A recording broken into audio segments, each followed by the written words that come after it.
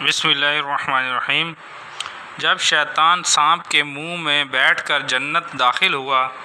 تو شیطان لعین سانپ کے منہ میں بیٹھ کر اور مور کو ہمراہ لے کر جنت میں چلا۔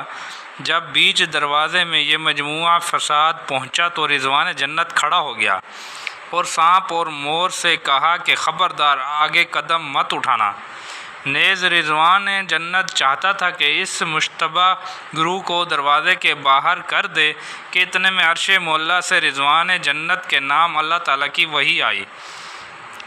رضوان جنت حضور رب العالمین کا ارشاد عالی سنتے ہی اپنی جگہ پر بیٹھ گیا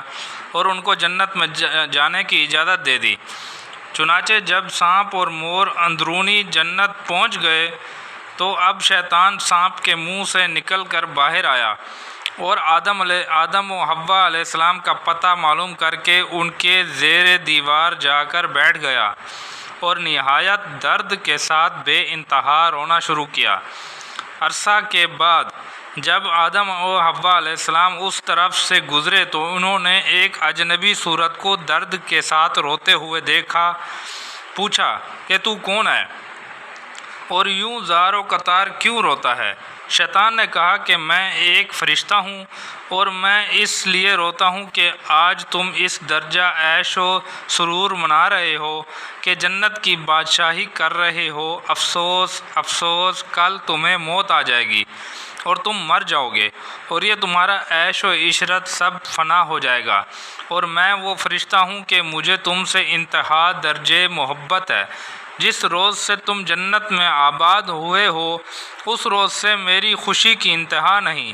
لیکن ساتھ ہی اس کے جب میں نے یہ معلوم کیا کہ تم بہت جلد مر جاؤ گے اور فنا ہو جاؤ گے تو اس دن سے میرا دل تمہارے غم میں پھٹا جاتا ہے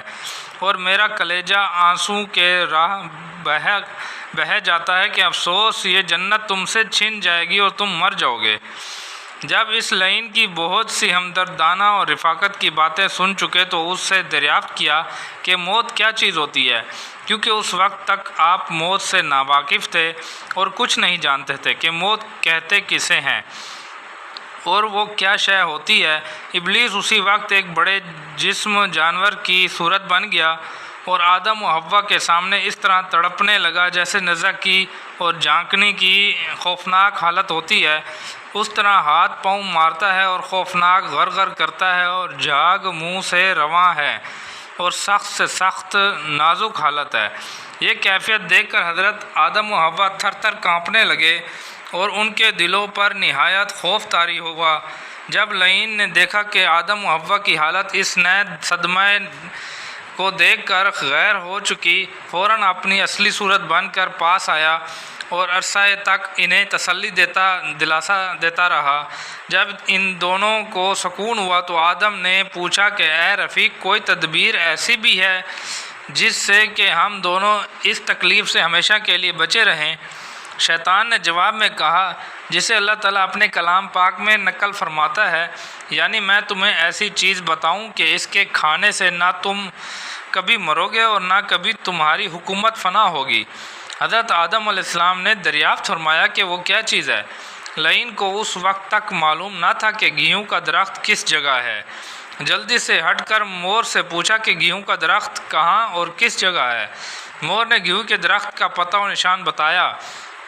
پھر شیطان نے آ کر کہا کہ وہ فلاں فلاں درخت ہے، فلاں جگہ لگا ہوا ہے، اگر اس میں سے ایک دانہ بھی کھا لو گے تو لکھ لو اس بات کو کہ نہ تو تمہیں کبھی موت آئے گی اور نہ تمہاری سلطنت کبھی جائے گی۔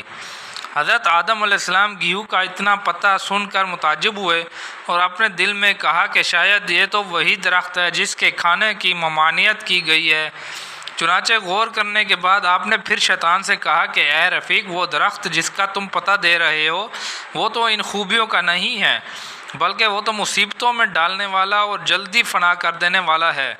اے میرے رفیق، یہ تم کیا کہتے ہو کہ گیہوں کا دانہ کھا لو؟ مجھے جہاں تک علم ہے وہ درخت ذلت کا باعث ہے، وہ درخت موت کا سبب ہے، وہ درخت رسوائی کی جڑ ہے، اس کا کھانا تو درکنار اس کے قریب جانے سے بھی اللہ تعالیٰ نے ہم کو منع کر دیا ہے۔ دیکھو اگر اس درخت میں کچھ فائدے ہوتے تو ہم کو ہمارا پروردگار اس کے کھانے سے کبھی نہ روکتا۔ آدم علیہ السلام کے ان عذرات کے جواب میں شیطان نے کہا، تم کو اس درخت سے اس لیے منع نہیں کیا کہ اس کا پھل کھانے سے تمہیں کچھ ضرر پہنچے، بلکہ اس لیے منع کیا ہے کہ تم اس درخت کا پھل کھانے سے فرشتے بن جاؤ گے اور پھر کبھی خدا کی یاد سے غافل نہیں ہوگے اور ہمیشہ زندہ رہنے والے بن جاؤ گے۔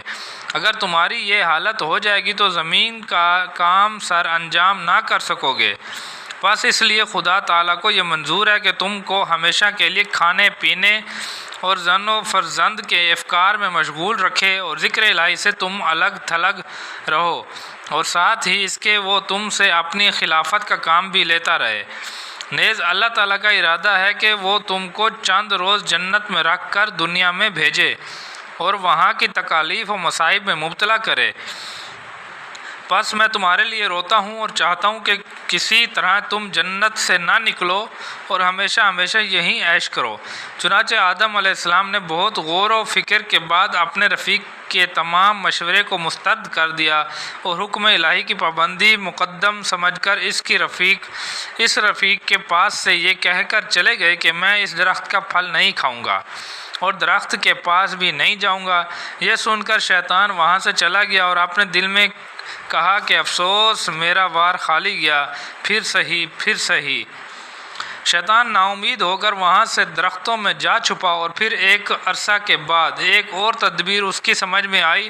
وہ یہ تھی کہ گھیو کے درخت پر چڑھ کر یہ لعین بیٹھ گیا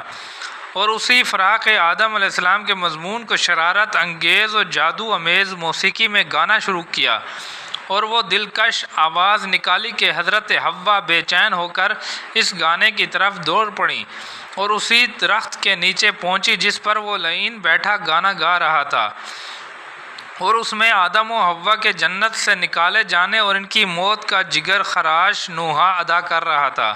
جس کو حضرت حوا دیر تک سنتی اور زار و قطار روتی رہی۔ پھر جب اس نے دیکھا کہ حوا کا دل اچھی طرح بھر آیا، نوحے کو بند کیا اور اب صرف حوا کو دام فریب میں لانے کے لیے درخت سے نیچے اترا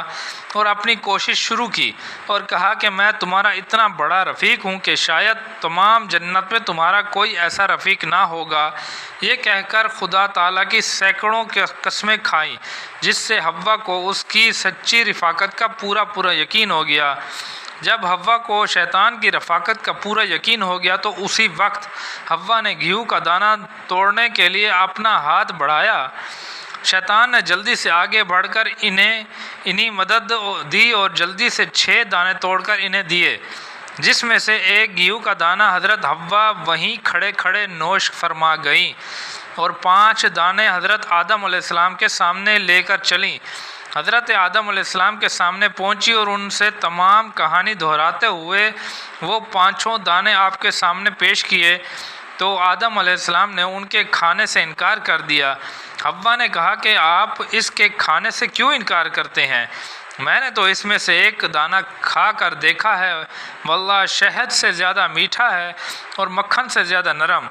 نیز جنت کے تمام میووں سے بہت زیادہ لذیذ ہے۔ یہ سن کر حضرت آدم علیہ السلام غصے سے سرخ ہو حضرت آدم علیہ السلام نے جب اپنا غصہ ظاہر کرتے ہوئے خدا عہد میثاق یاد دلایا اور اس کے عذاب سے ڈرایا تو حضرت حوا جواب میں کیا کہتی ہیں؟ یہ سن کر بھی حضرت آدم علیہ السلام اپنی بیوی حوا کی رائے سے متفق نہ ہوئے اور گھیو کا دانہ کھانے سے اسی طرح انکار کرتے رہے کہ اتنے میں حوا شراب بہشتی کا ایک جام بھر کر لائیں اور حضرت آدم علیہ السلام کو پلایا، جس کے پینے کے بعد آدم علیہ السلام کو خدا سے عہد اور گھیو کی ممانعت کا متعلق خیال نہ رہا اور مولا کریم کی اس تنبیہ کو بھی بھول گئے جو اس نے شیطان سے باخبر رہنے کے بارے میں فرمائی تھی۔ اللہ تعالیٰ نے آدم علیہ السلام کو آگاہ فرما دیا تھا کہ شیطان تمہارا دشمن ہے، کہیں ایسا نہ ہو کہ وہ تم کو جنت سے نکلوا دے، جیسا کہ رب العزت نے اپنے کلام پاک میں ارشاد فرمایا ہے، یعنی ہم نے اللہ تعالیٰ کے اے آدم یاد رکھو کہ یہ شیطان بلا شبہ تمہارا اور تمہاری بیوی کا دشمن ہے، سو کہیں تم کو جنت سے نہ نکلوا دے اور پھر تم مصیبت میں پڑ جاؤ۔ چنانچہ آدم علیہ السلام اسے بھول گئے اور یعنی پھر اس کو شیطان نے بہکایا، اور یوں ہوا کہ آدم علیہ السلام حوا کے اصرار سے خاموش ہوئے ہی تھے کہ حوا نے گھیو کا دانہ حضرت آدم علیہ السلام کے منہ میں دے دیا، جسے آدم علیہ السلام نے چبا کر نوش کر لیا، اور نافرمانی کا وہ ستم جو کہ نہ ہونا تھا وہ ہو گیا۔ انا للہ و انا الیہ راجعون۔